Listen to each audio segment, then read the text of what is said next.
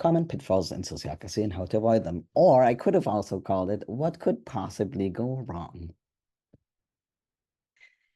This is a broad overview of what happens today. So I will say a few general things, and then I will go through my list of pitfalls. And each of those have several different ways in which that manifests and what you can do about it. And then I will give a little bit of an overview of, a good guess from seeing a lot of organizations as these are things that you might want to look at and that you might be missing. Overall, I want to also emphasize that it's about good enough, right? It's not about if you do these 12 things, it will all be perfect. And plus perfect is not what we're going for, right? We're going for good enough. So you might see here, this was very intentional that this balancing beam here is not exactly in balance, but it's good enough, And a different way of looking at it is that everything in an organization that we do either sends us on an upward spiral where things get better, or it sends us a little bit on a downward spiral. And every interaction is part of the system, right? Every interaction between two people, every thing that's either defined or it's not, every process that we're following or not, how well it's defined, it's a zillion different things that together form the ecosystem that is our organization. So it is impossible to have a situation where you go in, oh, it's just this one little lever and we click that and now your whole use of sociocracy and your whole organization is all of a sudden fixed. That is typically not how it goes. That said, let's look at some of them. First, general topic here is not enough doing. What I mean by that is that sometimes I encounter organizations that seem to do everything right, but somehow nothing gets done or not enough gets done. Okay, they have circles, they have aims and domains, they have roles, they have this, and they make policies, but somehow not a lot actually happens. So here's a little overview of, okay, so how do you notice that? Well, for example, if people complain about, oh, we have so many meetings, there's so much talking, there's so much process. Typically, when people complain about process, they actually complain about the mismatch between how much we talk and how much we do. And they often have a good point, actually, in that we might have a disproportionate amount of talking compared to the actual outcomes. Things get done because we plan, but then we don't do somehow. We make great long-term planning and policies, but then somehow we don't carry them out. There's diffusion of accountability. I'll say more about that. And then it can simply be that the organization runs out of energy if it's volunteers, right? People are just like, I somehow cannot put my time into this more. Or simply out of funding. Like you might simply run out of money because you're paying your people to sit in meetings. A few things that you can do is consolidate the circle system. I will have a slide on each of those. Define operational roles and more outcome-oriented agendas. So what do I mean? Very often when people start with sociocracy in particular, they are very motivated. And of course, that's wonderful. All of a sudden, it's like this world of opportunity opens. If we run sociocratically, it seems like people think like now we can do anything, anything is possible. And sadly, of course, that's not true because we're still limited by our capacity. So very often in new implementations, people have at least a third more circles than they actually need. And I get it because you're thinking to yourself, oh, while we have this circle, it should also have 3 subcircles that do all of these things, and somehow in our magical thinking, we think that we will. And then in practice, we realize we won't. Now, here's a little bit of an unpopular opinion, and I drew this here so I could show you. Let's imagine we have an organization like this. Let's just imagine these are volunteers. And we have all these, sub-circles that look at particular aspects of a thing. But the truth is, between meetings, really only this person does something in this group. The other ones were just there for the meeting. And really only those three do something in this group. And that person is not even the leader, is doing stuff in this group, and in this group also just one person. Okay. It's an option to just say, how about only the people who are actually doing stuff are the circle and the rest does something else with that time. And to quote my colleague Jerry, he would say, talking heads, no talking heads in circles. Here there are three people that are just talkers and one doer. And you need to let go of your talkers. So they either ask to step up, which means we define them a role, which I'll talk about next, or we ask them to leave the circle. And now you might say, well, isn't it nice if we have people who give their input? Yes, that is nice. Invite them to an input-giving meeting. They should not sit in your policy working circle meetings, because every time somebody speaks, yes, they bring also an aspect, but it's detached from doing. It's not informed by the doing as much. And the other piece is it just takes up more time, right? And it's less something you can see in the system and more something that I can say from experience, just from seeing these things. It is oddly, most often the people that are less operationally involved that have objections to things that need to happen. Because it's easy to get lost in what should be, what might be, if you're not actually tethered to the doing of the organization. So there's more than just consolidation here. There is also a being more in touch with the actual work that is underlying what I'm saying. And being in touch with the actual work means to have a better grasp on what matters, what is doable, what is not doable, what we have capacity for, and so on. Because it's easy to say we should also do this and this and that if you're not part of the people who do it.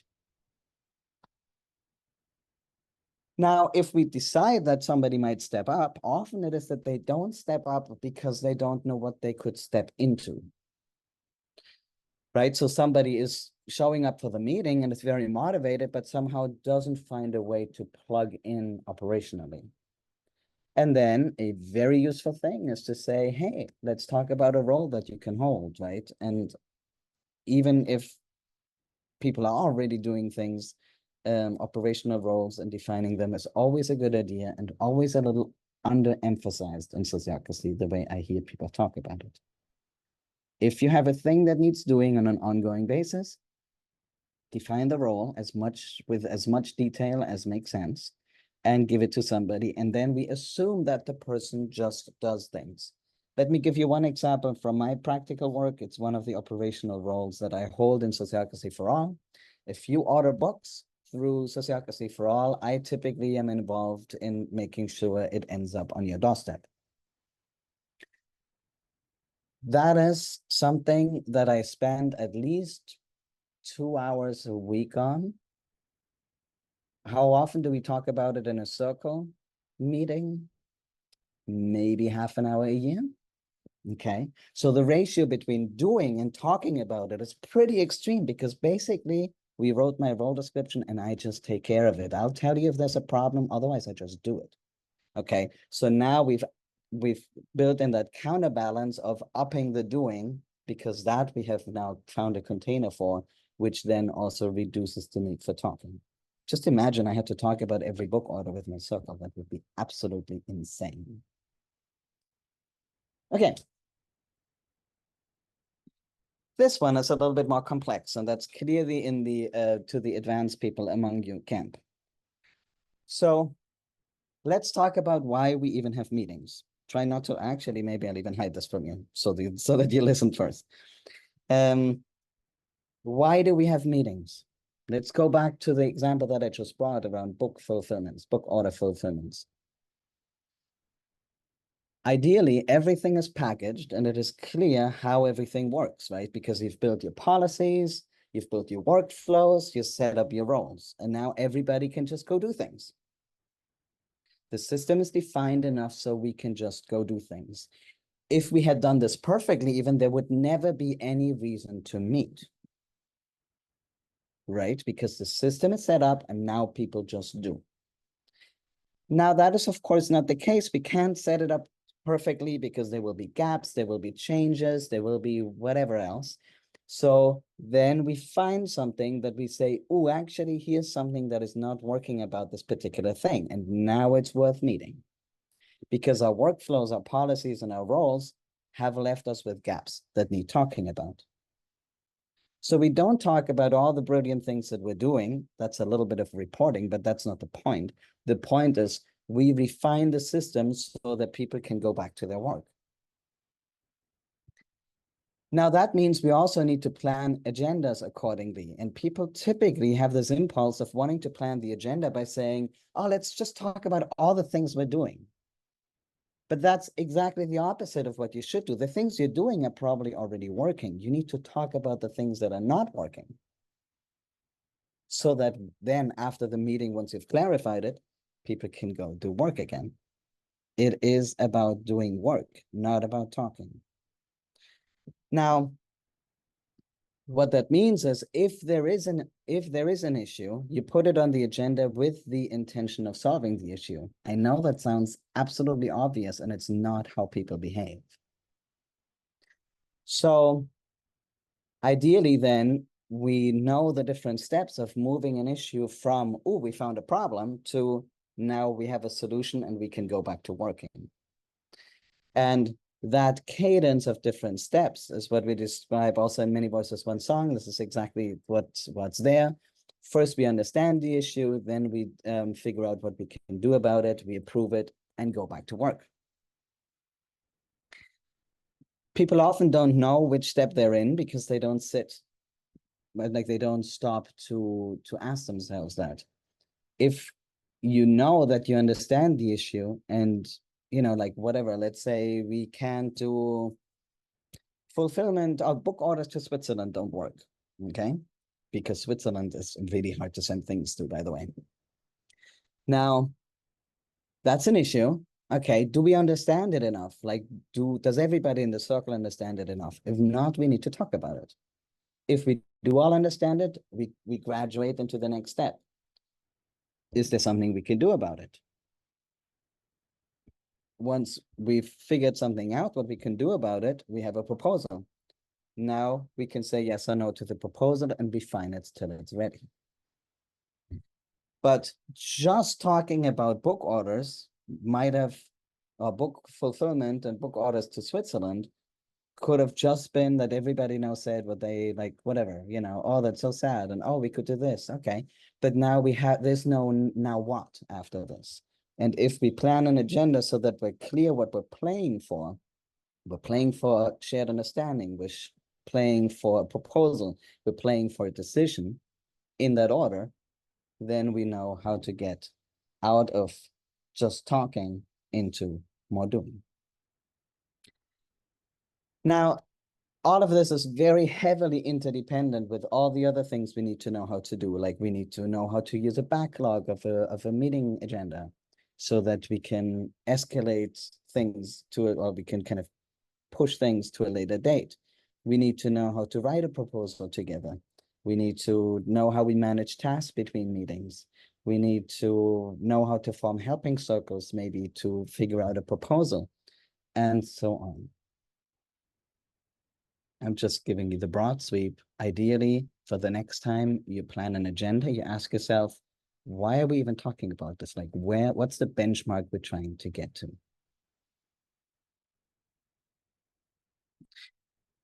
Right, next one, not enough clarity. These, and of course, all these 4 categories of not enough doing, not enough clarity, and the other ones are, of course, heavily interdependent, just acknowledging that. So this goes back to the screwdriver that I talked about earlier. A lot of these things in this category of not enough clarity have to do with things that are sort of clear, but not quite crisp enough, like the screw is in, but nobody has kind of taken it and really given it a solid kind of push to make it really, really clear. And I see that quite a bit, honestly. And that's maybe, yeah, I guess many of them are among my top three, but this one definitely is. And quite a bit it happens that people adopt 60% of sociocracy and then shy away from some of the level of clarity. And I think then they often don't benefit from sociocracy as much as they could and should. Because every corner you cut and everything that you leave out, which you're allowed and welcome to do, but it does leave a gap that either you fill in a different way or you live with the fact that now you have a wobbly system. So how do we know this?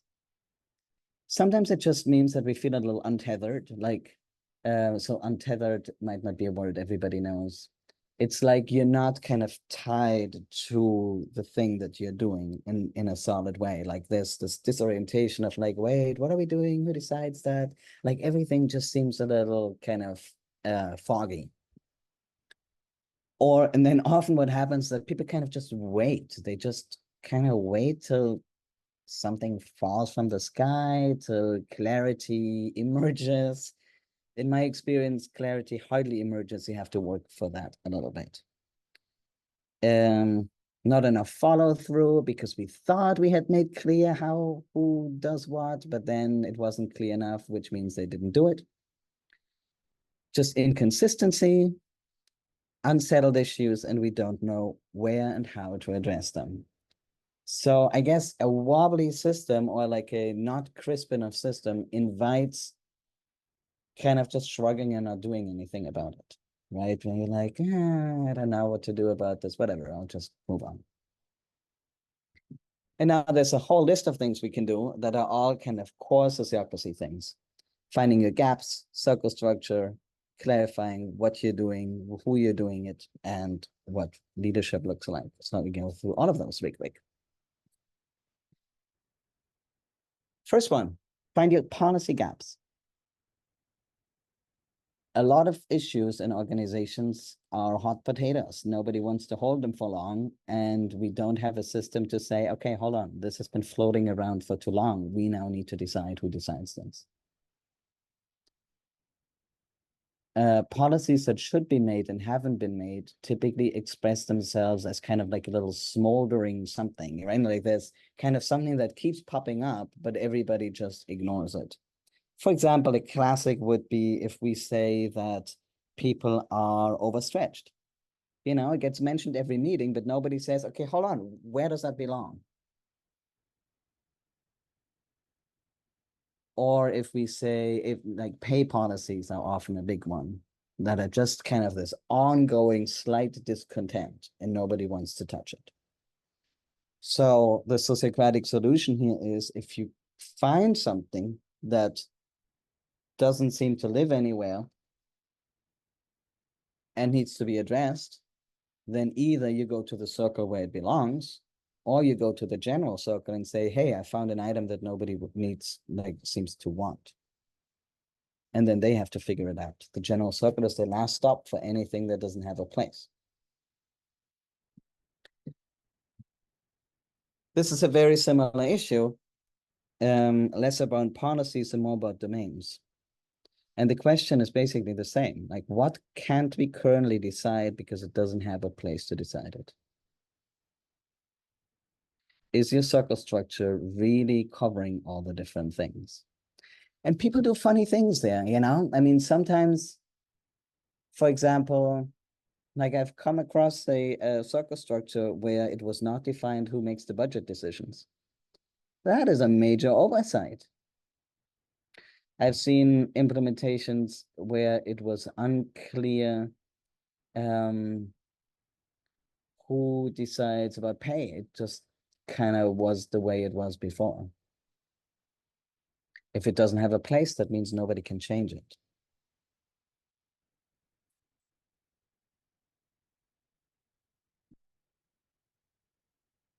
While we're at it, then ideally, we clarify our circles to have the aims and domains written down. So in all the different circles that we might have, actually write down the aims and domains. If you think you know it, but you don't have it written down, I would questioning whether you actually know.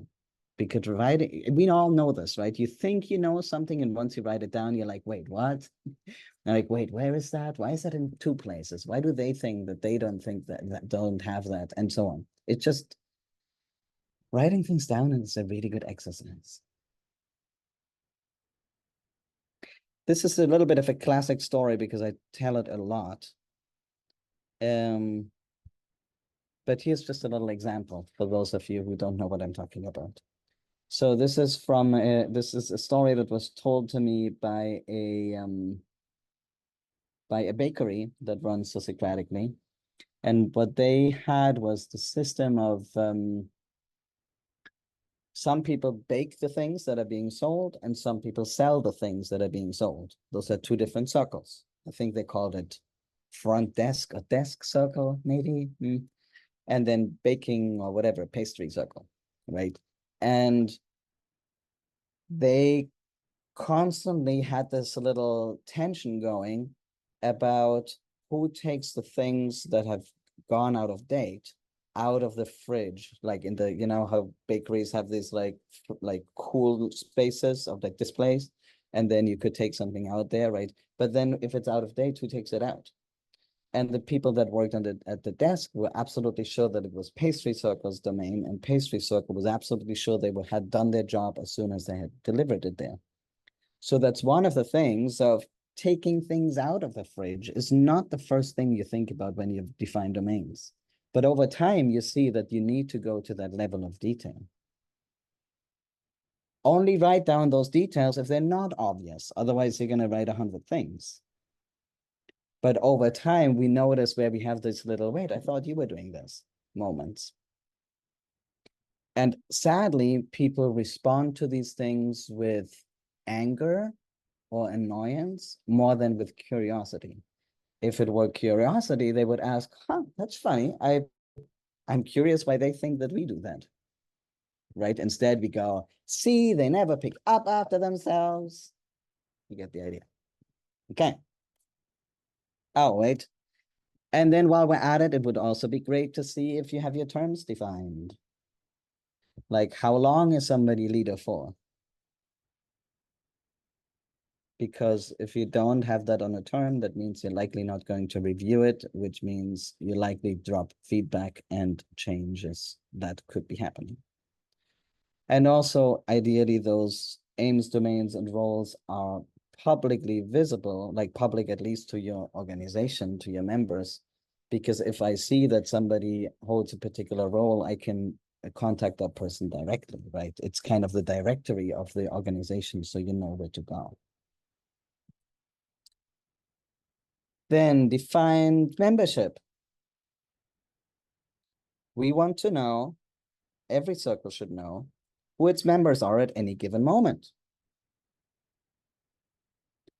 People sometimes hear that as closed membership. That's not what we say. We don't say the four of us is the circle and nobody can join. That's not what we're saying. We're just saying that if you join as a member, then we want to know that you've now joined and now you're in. So there's an in and out, but that in and out can change.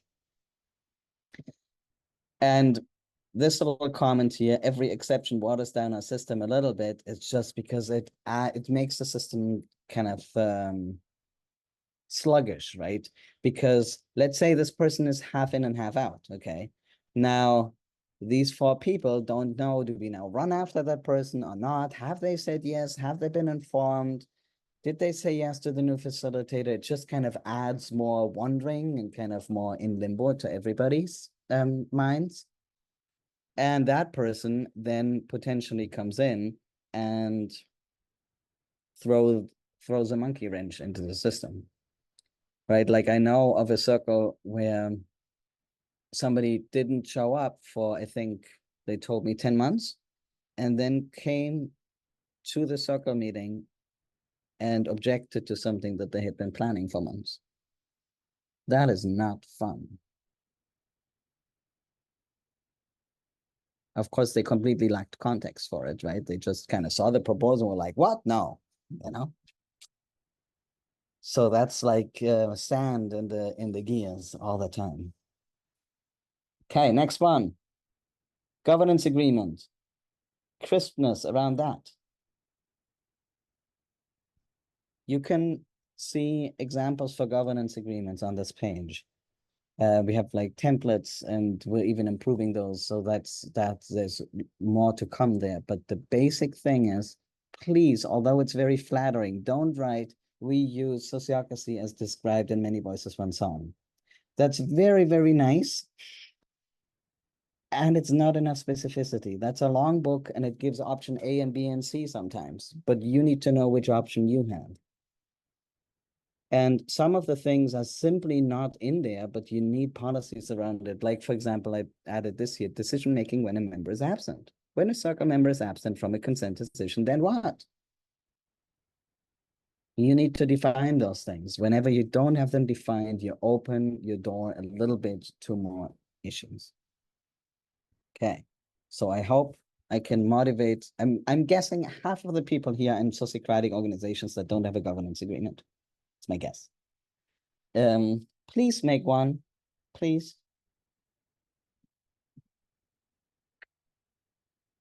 Clarify the function of leadership. So clarity can sometimes also just be around expectations, right? And it's very easy in these kind of more collectively oriented systems like sociocracy to just assume that people are going to show up as their full selves and as their mature selves. But I don't think they will all the time, not consistently enough that you can plan for it. And leadership is one of the ways of holding accountable. So, and sometimes people think, there are no bosses and therefore we're not reporting or accountable to anybody. And I think that's a huge misconception. So to me, the rule is whoever forms an entity also holds it accountable. Like if a circle forms a subcircle, that circle now holds that circle accountable. So a circle is accountable to its next higher circle. And ideally, this leader is also here, right, and has a good connection there. But if that person doesn't follow through, it escalates to the next leader, one higher up, that now needs to make sure that that circle member that happens to be circle leader of that circle is accountable to the whole. Let's sit with that for just one moment, because why is that so? Because every circle exists in service of the whole. Right? So the whole needs to be able to respond if a part is not contributing their piece of the whole.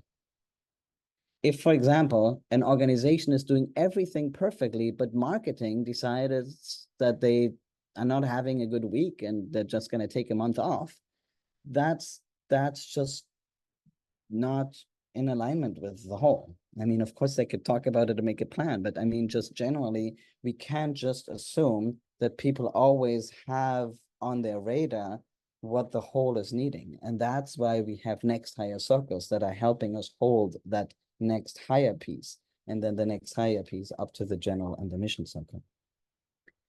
The same is true for a role. If a circle forms a role, that circle holds that role accountable. You actually do have a boss in an operational role. That boss is your circle. Because same logic, your operations within the role are a part of a bigger something, which is the circle's domain and aim. So if you decide not to do your thing, that is missing somewhere. And then that whole needs to say, wait, we're missing a piece. So what is often unclear to people is, how does the circle hold anybody accountable? Well, first of all, it happens through the agenda where we might do reviews and all of that, right? And reports. That is a way of holding accountable. And if all fails, it escalates to the leader again, and the leader plays that role and has to say, this is not working for the circle. Like, you need to do the things that you promise.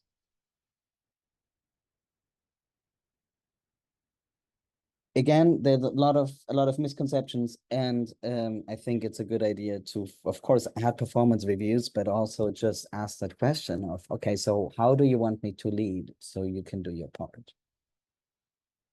And the leaders can ask, how do you want to follow?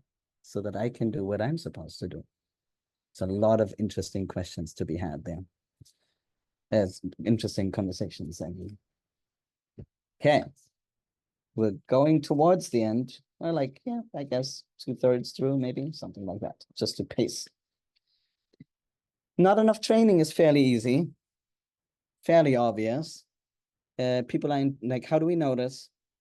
People are intimidated by roles. For example, half of the people say, or all of the people say, I don't feel comfortable being selected facilitator or leader. Meetings are slow because facilitators haven't been trained. People ignore the governance agreement and take a lot of shortcuts because they don't even know why it was defined. They just simply do not know.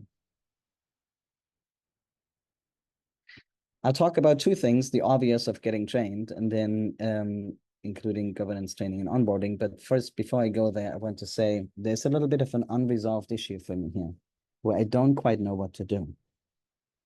And it is the fact that people don't know what they don't know, right? So if somebody doesn't even know what a faster paced, effective meeting looks like because they've never in their life seen one, how would they know that they need training to get there? They cannot know. So we can't even hold it against them. And yet that effect is very real. So what do we do with that? I don't know, honestly. If you have brilliant ideas, I want to hear them, but not right this moment. So governance training. Ideally, everybody should be able to operate in the system and make themselves heard and be comfortable, right? If somebody has an issue with something, they need to understand the system well enough to make themselves heard. I'll give you an example of when that's not working. In my co-housing community, for example, that runs sociocratically, there are some people that do not seem to understand how to make themselves heard. How they do it is they blast an email to everybody instead of contacting the circle. Like, it's much more likely you're going to be heard if you contact the circle or send an email to the leader of that circle than if you just blast something generic. So if you're serious about wanting to be heard and serious about wanting to hear people, you need to make sure they understand the system well enough to make themselves heard, right? Then some people need to be able to facilitate. Maybe not everybody, but we need to have a solid level of choice around that so that we don't just fall back on the same people again and again. That's not healthy. That's a monoculture. That's not healthy. We lack healthy redundancy and we lack resilience. Then some of the people need to really understand the system. Those might be the people that are in the general circle or that might be in a governance circle, something like that. So those are the people that you call when you have a tricky meeting and things like that. And then, of course, there is external help. Like, for example, for evaluating the system, right? We do a fair bit of that. I'll talk about that. All of that also needs to be taken into consideration for onboarding. So if you let's say you grow by 50% in the next 2 years, of those new people, some of them have to be trained up to that level. Otherwise, you're going to have more and more people that you add to this category and not enough people that you intentionally upskill. Either you upskill the current member or the new members, ideally both, right? So it's common that people only design the system, adopt it, train everybody, and then forget about the new people. Last section, not enough shared context. What the heck does TED mean? This is to account for organizations where all of the things that I've said are true, but then not the only thing. So again, that's untethered is the word that comes up for me. And they're kind of a little bit like an organization, like an organizational ADHD thing. They're not fully present with each other to the reality around them. They're just kind of doing a thing real quick. There's often a fair bit of individualism in these organizations where people just go do stuff, but it kind of lacks the collective identity. That's what I mean with they don't have enough shared context with each other. I think that's subtle, but it is a problem, and I'll show you where it is a problem. So, but first, how do you notice it? When you misunderstand each other a lot, when people don't understand each other's reality, like if somebody says, why don't you just, do this and that in your role? And I'm thinking, do you have any idea what you're talking about? Or we should have more of this and that, with no regard for what the implications of that would be. You might argue about budget decisions, like why would we even spend money on this, without being aware that that is a key piece of the work that other things are relying on. Like sometimes it's just like, wow, where are you, strategic decisions, which I'll get to. And if we lack kind of that shared identity as an organization as a whole, we often also can't make decisions as the whole. And then lose opportunity. For example, if there's a big opportunity, but somehow nobody's paying attention to the fact that the whole organization should pay attention to it. Like, I don't know, let's just have something on the scale of AI, like sure, individual people or circles can pay attention to that, but where does the sense making happen that we as an organization should maybe pay attention and change our approach? General lack of attunement is kind of the summary. And the things we can do, I think, is more about things that increase cohesion between us and the organization and the world around us. Has to do with relationships, but I go through each of those. So let's look at that instead. So one thing is strategy. I see organizations that are very proud of their decentralized decision making, but sometimes too much decentralization borders on fragmentation.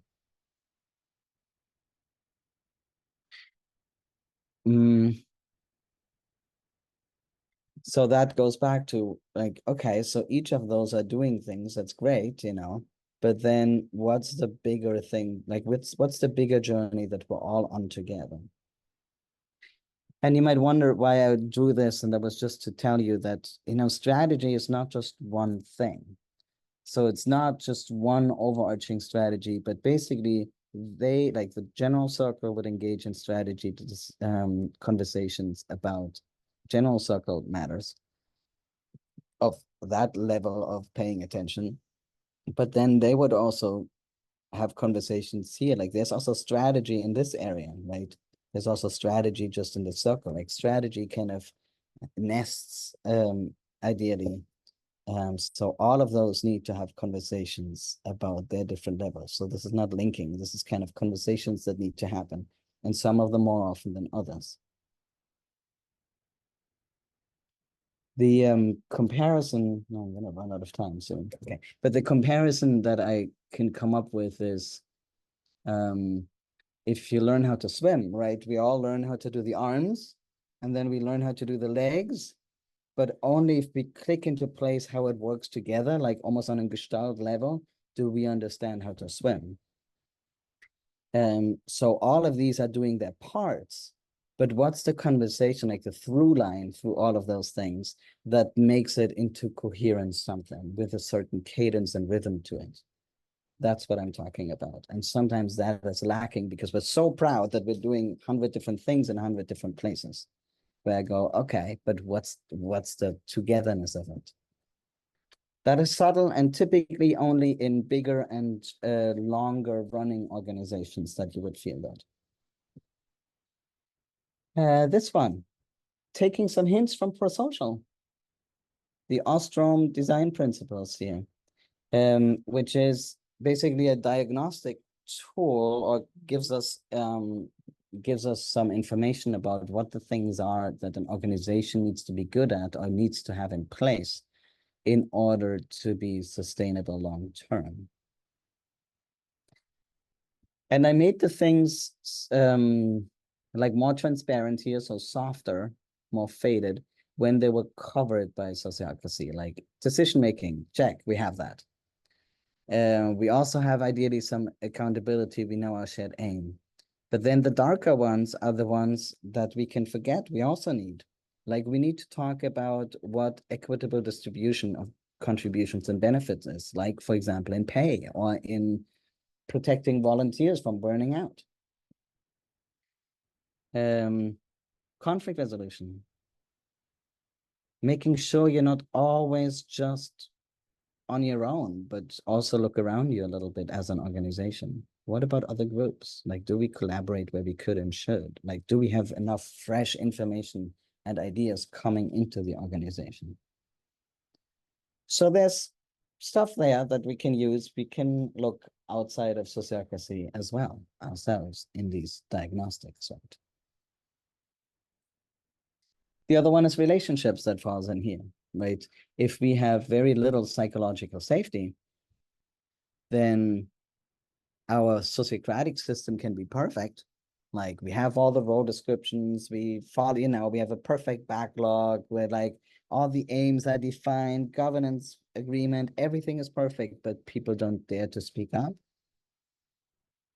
Now we're losing things again. So that's something that needs tending to, that's outside of sociocracy.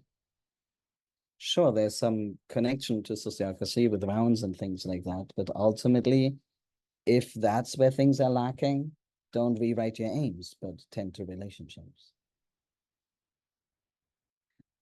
And this is what I wrote about in Collective Power, which I'll refer to in a moment.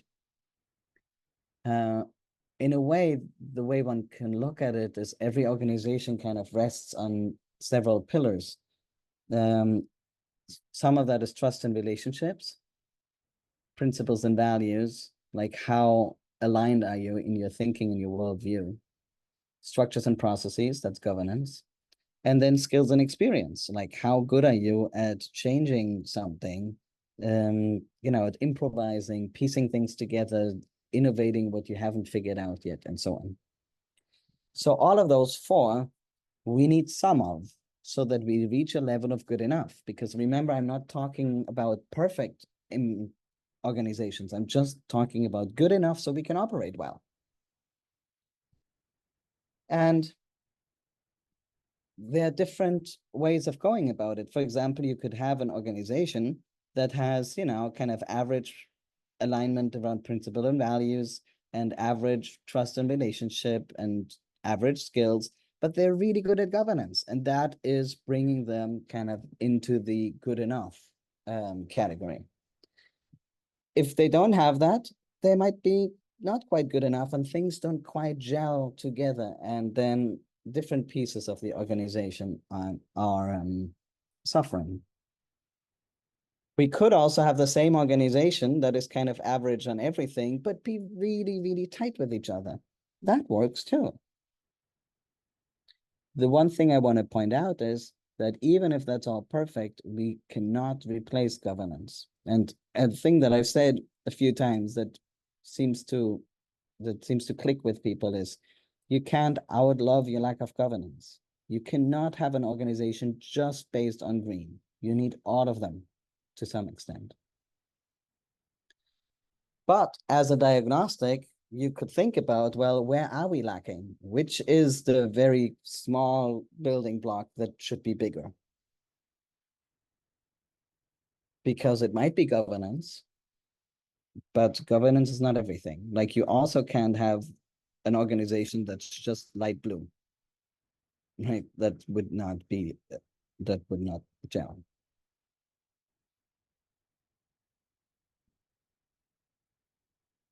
And that goes back to the image that I used at the beginning. What holds us together? All those different things. Structure, processes, training, defined roles, defined aims, domains, all of those together either lead to more coming together as an organization and more collective and individual agency, or we lose some of that. And I think we need to really think about it kind of on that ecosystemic level, right? It's not a machine where one part is broken, you fix it. It's an ecosystem, like an organism, where more well-being kind of reaches a level where people can really act.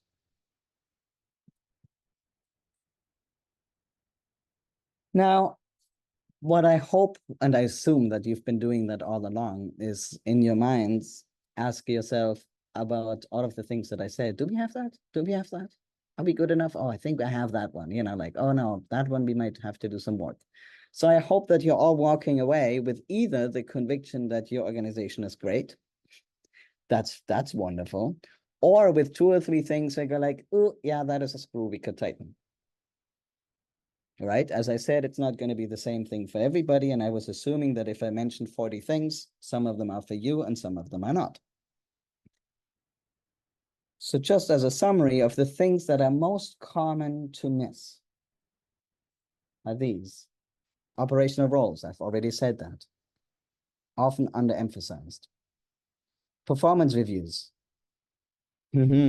Performance reviews. Do you do them? If not, you're lacking a feedback loop that has to do with the leadership and clarity of roles. You're also lacking information on why people might not be as productive as they might be. So that's a big one.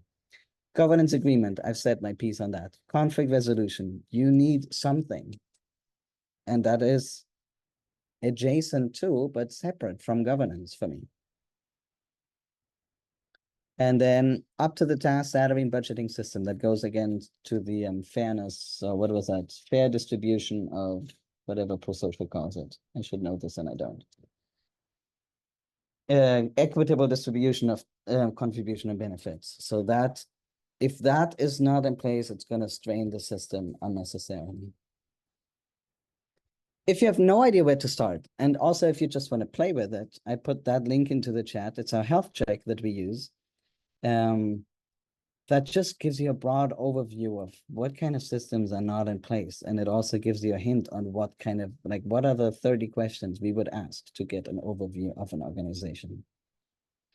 Obviously, we do consulting and custom training if you are looking for something. And also if you have particular practices where you go, wait, where can I read about this?